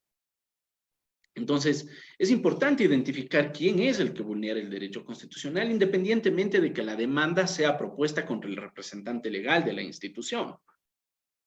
Porque de esa manera, entonces, el juez podrá identificar e inclusive podrá, en el ámbito de las pruebas, comprender que estamos realizando adecuadamente nuestra defensa, ¿verdad? Y de esa forma también evitaremos una posible nulidad procesal. Y también, sobre todo, permitirá a la autoridad judicial, y esto es uno de los roles más importantes que tienen los jueces en el ámbito de las garantías constitucionales, es que ellos puedan, a partir de las responsabilidades de las autoridades públicas, identificar eventualmente quiénes serán las autoridades en contra de quienes deberá deducirse la acción de repetición. Para ser más prácticos, hace algún tiempo, presentamos una acción de protección en el que en los antecedentes el director de talento humano notificaba a una servidora que tenía un grado de discapacidad, le notificaba con la terminación del contrato de trabajo y le decía, mire, como usted tiene un contrato ocasional y el contrato ocasional no genera estabilidad y su contrato rige hasta el 31 de diciembre de este año, eso era aproximadamente el 24, los últimos días de diciembre, ¿no? Casi por Navidad, como que le notificaron, le dijeron, usted, pues, trabajará hasta el último día hábil de este año y gracias. La autoridad de recursos humanos. Esta persona que tenía discapacidad le dijo, señor director de recursos humanos, tenga usted en cuenta que en mi expediente personal he dejado manifestado a la institución que tengo un grado de discapacidad y por lo tanto soy una persona de atención prioritaria que merece protección de la institución. Así que, por favor, reconsidere lo que usted reconsidere esta notificación porque no podría dar por terminada mi relación laboral por ser una persona de atención prioritaria. Y eso también puso en conocimiento de la Coordinadora General Administrativa Financiera de la institución, que a su vez es, digamos, la jefa directa del director de recursos humanos. Ninguno de los dos le contestó, ninguno. Entonces, allí las dos autoridades vulneraron sus derechos. Vulneró por acción el director de talento humano al notificarle con la terminación de la relación laboral a una persona que tenía discapacidad y por lo tanto en función de categorías sospechosas. También le vulneró sus derechos por omisión al haber sido advertido que esa persona tenía discapacidad y por lo tanto debía de reconsiderar su decisión. Y como no hizo nada, pues omitió esta situación y consecuentemente vulneró ese derecho. Y también vulneró su derecho la Coordinadora General Administrativa Financiera por no dar contestación a este requerimiento. Entonces, identificación del legitimado pasivo, allí están. Ahí están las autoridades públicas no judiciales que vulneraron los derechos. Entonces, presento mi demanda en contra de ellos, pero por supuesto también en contra del ministro que representa esta cartera de Estado, porque de esa forma lograré la legitimación procesal, la legitimación en el proceso, ¿verdad? Y así entonces es que progresará esta acción de protección, ¿ok? Entonces ustedes ven en el ámbito de la legitimación activa algunas particularidades que quizás en otras garantías, en otros procesos, en otras materias no sucede, y lo mismo en el ámbito de la legitimación pasiva, muchas particularidades que también en otro tipo de causas no sucede. Generalmente, en otros casos, el que tiene la legitimación en la causa también tiene legitimación en el proceso, y lo propio, digamos, esto sucede tanto para quien propone la demanda como para quien es el demandado. Cosa que en materia de garantías constitucionales debemos de tenerlo presente, pero con estos matices tan importantes. ¿Ok?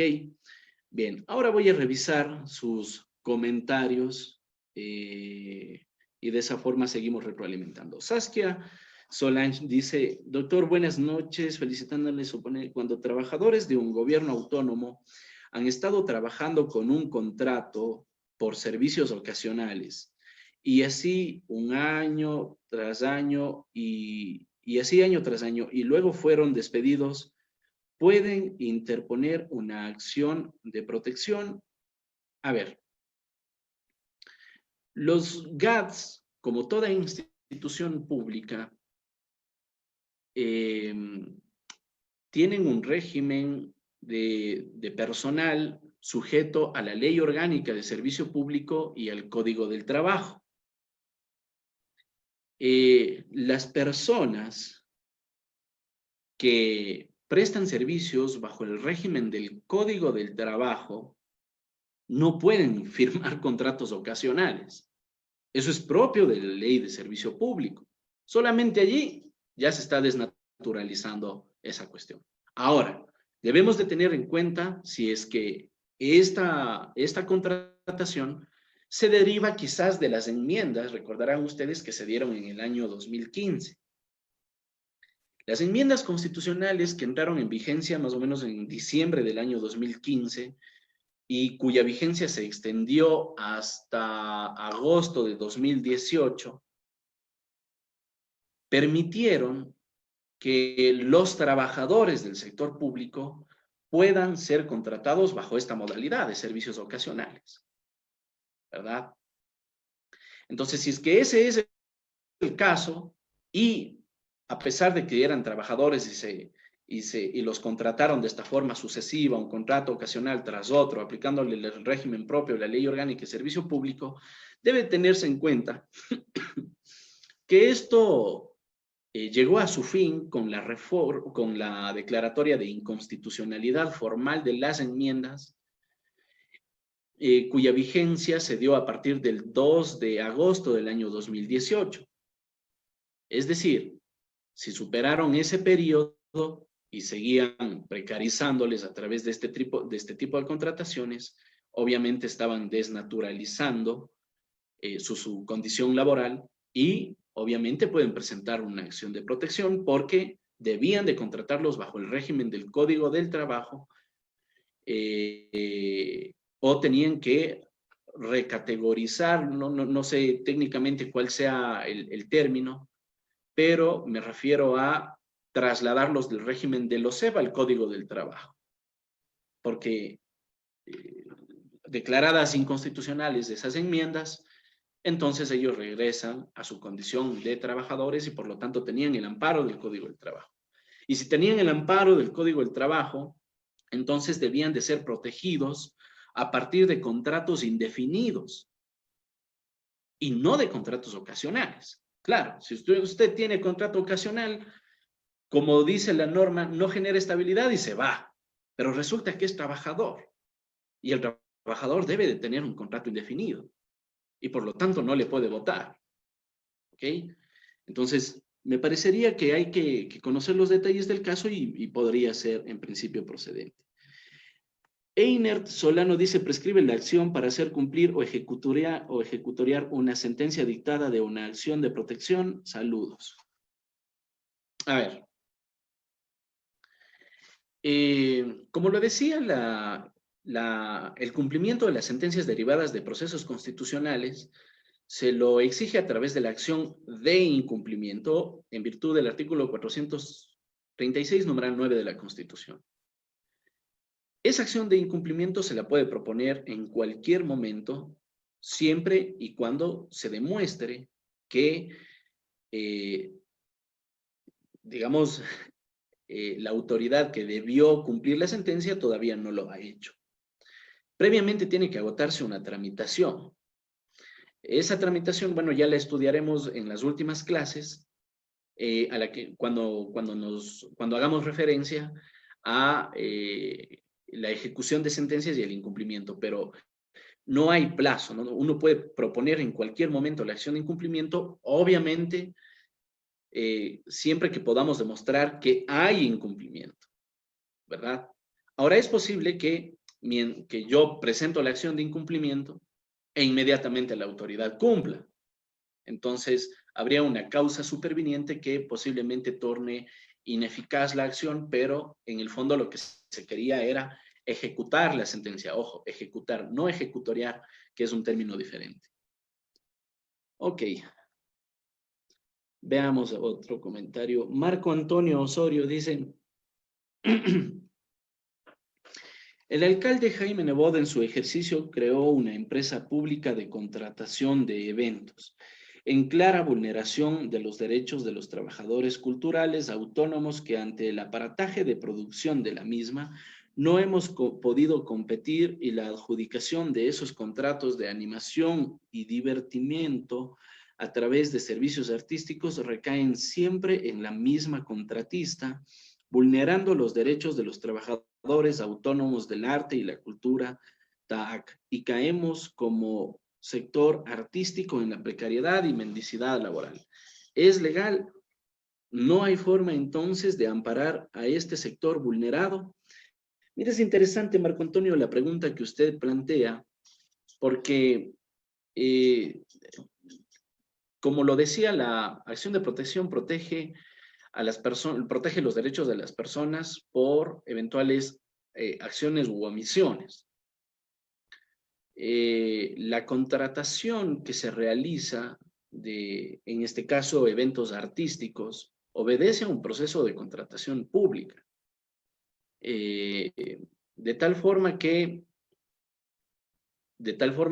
si es que ellos tienen una empresa de esta índole y no le hacen cumplir su misión, yo considero que eso debe de ser susceptible de revisión por parte de la Contraloría General del Estado, porque se estarían destinando recursos públicos a una empresa entiendo que si es que es una empresa, ustedes deben de tener una remuneración mensual, etcétera.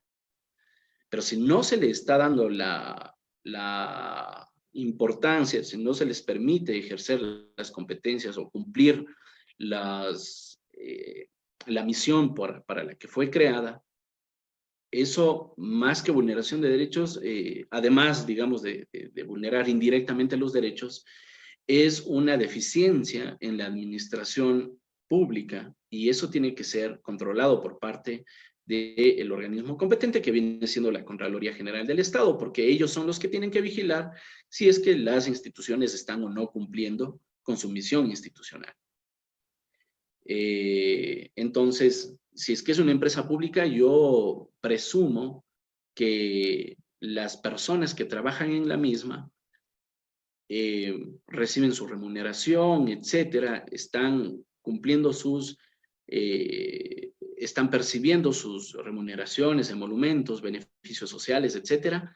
Pero otra cosa es que no les estén considerando para el cumplimiento de su misión institucional y eso requiere de una acción administrativa del Estado para que puedan ejercerse las competencias que les corresponden para que haya una correcta prestación de los servicios. Dice, Díaz dice, ¿se puede presentar una acción de protección a un establecimiento privado educativo que niega la matrícula a un niño por su condición de discapacidad?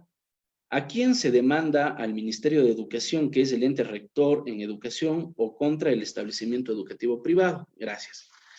Mire, Eddie, ahí usted tiene dos alternativas. Tiene una alternativa en la vía administrativa y una alternativa en la vía judicial.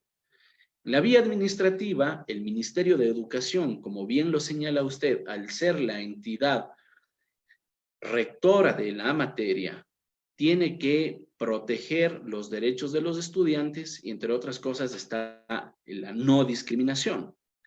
La Ley Orgánica de Educación Intercultural prevé que en el caso de los establecimientos privados de educación, cuando incurren en vulneración de derechos de los estudiantes, se puede presentar una denuncia en contra de estas instituciones y le corresponde al ministerio administrativamente realizar un proceso en contra de ellas de carácter sancionatorio.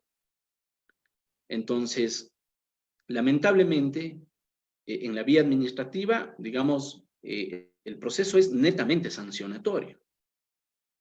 En tanto que en la vía jurisdiccional, en la vía judicial, usted sí podría esperar una actuación de carácter reparador, de carácter tutelar y reparador.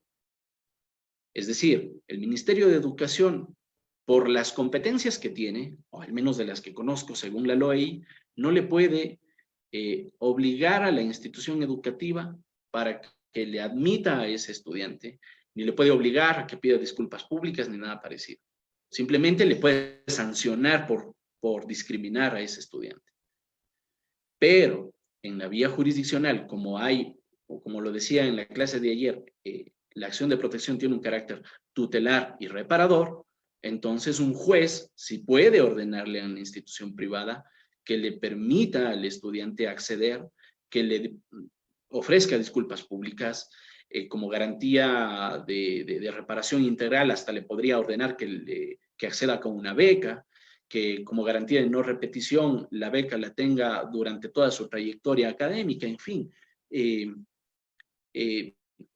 Es más amplia en la vía jurisdiccional y por supuesto que usted tendría la posibilidad de presentar una acción de protección, porque cuando nos referimos a estas personas y grupos de atención prioritaria que son potencialmente discriminables, estamos frente a categorías sospechosas, que es lo que es un término que viene del sistema interamericano y que tiende fundamentalmente a proteger a este grupo de personas. Es decir, se sospecha que no le admiten, no porque simplemente tiene la capacidad o el libre albedrío de admitir o inadmitir.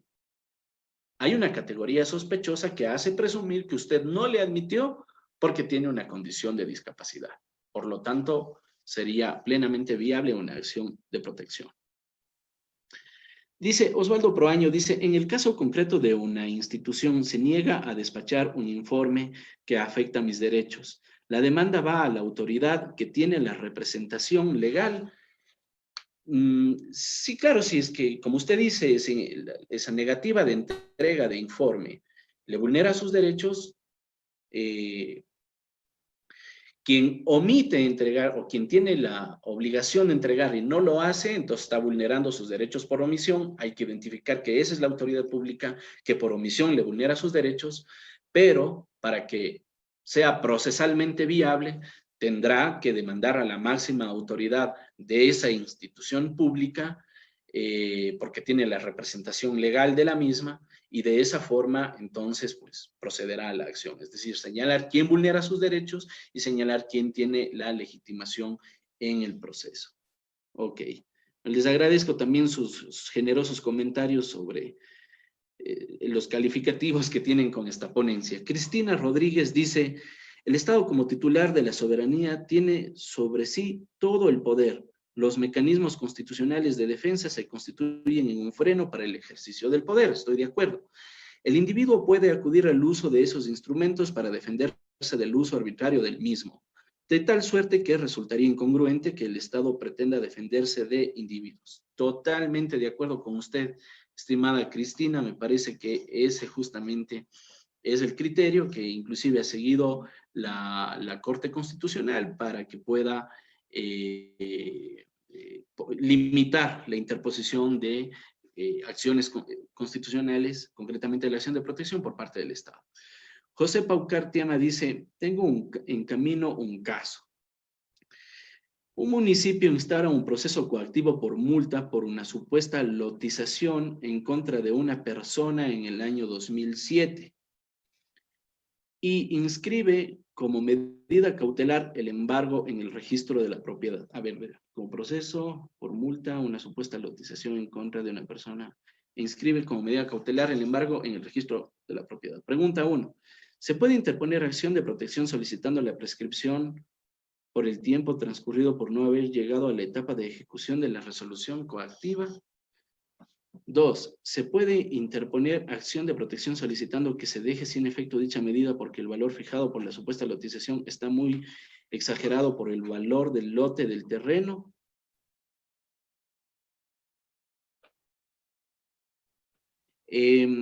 A ver, José Paucar. Estoy tratando de comprender mejor su pregunta. El asunto es que tendríamos allí que identificar en realidad cuáles son los derechos constitucionales que se estiman vulnerados. Porque si es que la institución, recordemos que el Estado obviamente tiene la posibilidad de ejercer competencias.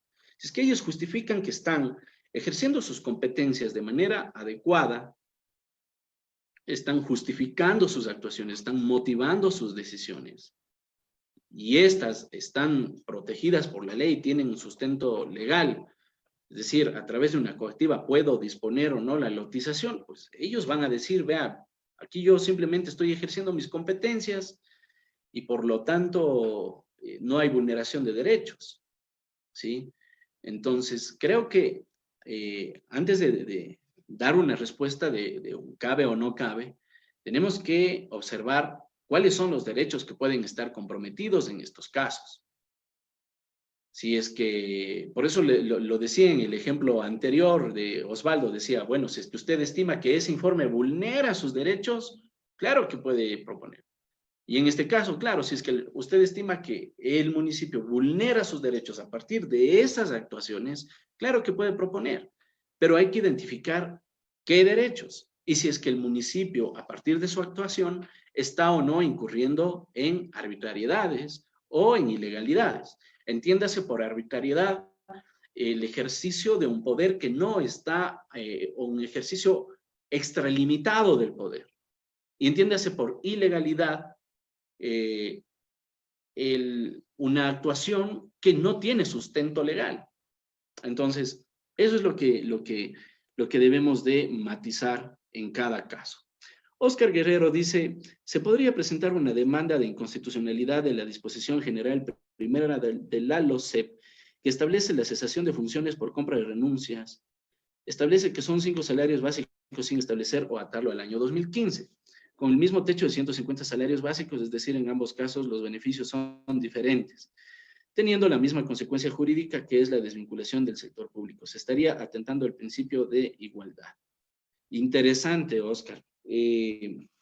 La acción de inconstitucionalidad, en ese caso, en cambio, matizando el objeto de la acción de inconstitucionalidad, tendríamos que saber cuál es, entiendo que usted invoca el principio de igualdad y por lo tanto sería la disposición constitucional posiblemente transgredida. Pero obviamente hay que, cuando hablamos de igualdad tenemos que hacer una referencia para señalar la igualdad respecto de quién. Es decir, si argumento que estoy frente a un trato discriminatorio, entonces tengo que justificar por qué alego esa argumentación. ¿A quién sí se le benefició y a quién no? Yo lo que entiendo aquí es que usted está argumentando más bien una incompatibilidad de orden normativo. Es decir, hay una disposición que establece que las indemnizaciones se paguen con el salario vigente al 2015 y hay otra disposición que no lo dice. Si es que este es el asunto, créame que la Corte le va a negar la acción. ¿Por qué le va a negar? Le va a negar porque se trata de una antinomia de orden infraconstitucional, que es una antinomia que posiblemente perjudique derechos a la igualdad, como usted lo dice, posiblemente, pero al ser infraconstitucional no es susceptible de conocimiento por parte de la Corte Constitucional. Si usted presenta una demanda de inconstitucionalidad con esos argumentos, posiblemente le nieguen. Entonces, lo que tendría que hacer es demostrar o argumentar que esta disposición es contraria a ciertos preceptos de la Constitución. Y es incompatible que viva en el ordenamiento jurídico esta Constitución por ser contraria a la Constitución. ¿Sí? Mas no porque hay una incoherencia entre dos disposiciones de la misma norma. Eso genera una antinomia de orden infraconstitucional y por lo tanto podría causar que no le admitan su demanda. Ok, Carolina Bramor, y vamos ya con las últimas preguntas, ya vamos llegando al tiempo, nos dice, en un caso de una persona embarazada de alto riesgo, a quien CNT le siguió un proceso coactivo donde se dispuso la retención de su sueldo, ella manifiesta que no ha tenido relación comercial con esta empresa y se puso el caso en la fiscalía, sin embargo se archivó el mismo y CNT no entregó los documentos de contrato solicitado. Mi inquietud es presentar una acción de protección o un habeas data porque existirá un error en los datos de esta persona, pero ella no ha presentado la solicitud y la rectificación de datos o por su condición y la omisión de CNT cabe la acción de protección. Es importante atender, o sea, la condición de embarazo obviamente aquí no sería el fundamento principal. No se puede prescindir de la condición, de la realidad de las personas de atención prioritaria, pero si es que esa no es la condición principal para el ejercicio de una acción, no creo que simplemente porque estoy embarazada déjenme sin efecto esta coactiva. Me parece más bien que el asunto va por el habeas data, considerando que si es que hay un error en la administración de los datos que tiene esta institución y por lo tanto esa falencia en el uso de los datos de esa persona está provocando que le cause repercusiones económicas como parecería ser el caso, entonces obviamente la acción adecuada es el habeas data. Me parece bien y aprovecho este ejemplo que para todos los casos siempre tengamos que advertir la existencia de otras garantías. Porque si presentamos una acción de protección para proteger cuestiones como esta, en donde posiblemente quepa un habeas data y una protección de datos personales, entonces nos van a negar la acción. La acción de protección obviamente no es ni subsidiaria ni residual, pero si es que existen otras vías para la tutela de derechos, entonces tenemos que activar esas vías. En este caso específico, el habeas data. ¿Verdad? Ok.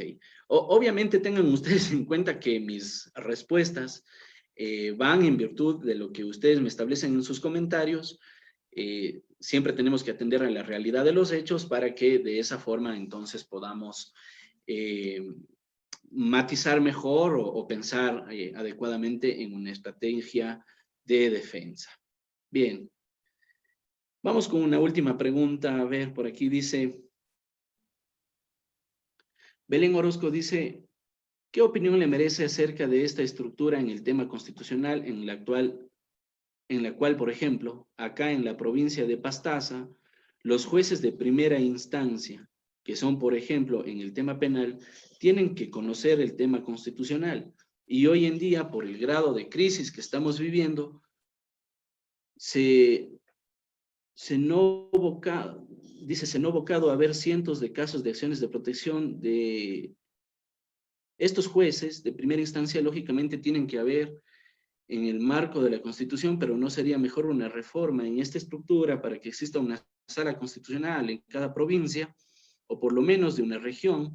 Se le debe dar más importancia a que existan jueces netamente constitucionales, puesto que en otros temas, y los doy, por ejemplo, el contencioso electoral, tiene jueces todo el tiempo activados con sueldo y todo, pero que funcionan solo cada vez que hay elecciones. ¿Quién dice? Belén Orozco. Mire, Belén, entiendo el espíritu de su pregunta y yo lo suscribo plenamente.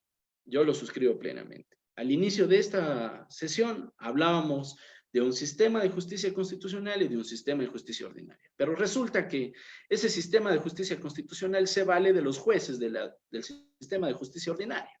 Y claro, resulta que los jueces de la justicia ordinaria